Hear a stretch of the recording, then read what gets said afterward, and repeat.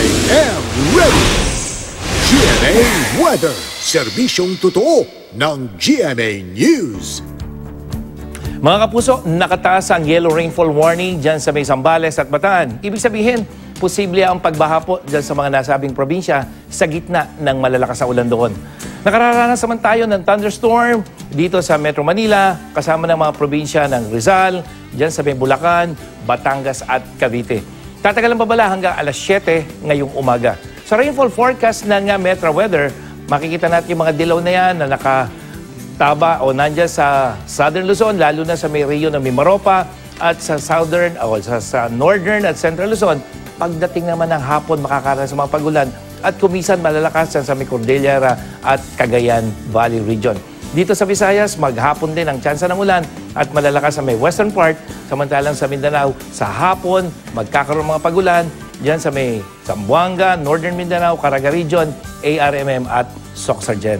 At mga kapuso, sa mga nakalipas na araw hanggang ngayon, patuloy na hinahatak ng habagat o patuloy na hinahatak ang habagat ng bagyong Noru. Ito pa isang malakas na typhoon. Nasa labas naman yan ng ating Philippine Area of Responsibility. At itong nakikita niyong picture, ito ay kuha ng National Aeronautics and Space Administration ng Estados Unidos sa kaulapan ng naturang bagyo nito lamang Martes. Minsan na naging isang super typhoon ang naturang bagyo. Mga kapuso, 13 araw nang nasa may Northwest Pacific o nasa karagatan ng Pasipiko, itong Typhoon Noru. Nakita nyo naman po yung ikot niyan at base sa forecast track ng JMA o ng Japan Meteorological Agency ay maaaring maglandfall yung nasabing bagyo dito sa bahagi ng Japan dyan sa may Nagasaki. At sa wind forecast ng Metro Weather, kitang-kita natin na walang bagyo dito sa ating area of responsibility, pero yung hanging habagat, napakalayo ng nilalakbay patungo sa sentro nitong malakas na bagyo. At yung gitna na yun po yung pinakamata nitong bagyo. Kaya tuloy-tuloy ang paghatak ng hanging habagat nitong bagyong Noru. At binaha mga kapuso ang 3 barangay dyan naman sa may Mabitak, Laguna dahil sa pag-apaw ng ilog.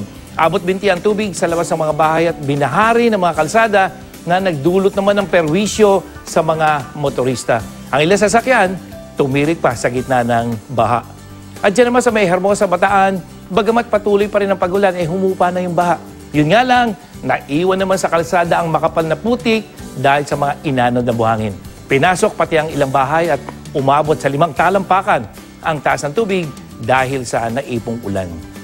At yan ang latest mula sa GMA Weather. Ako po si Nathaniel Cruz, magplano para sigurado. I am ready. Serbisyong totoo ng GMA News.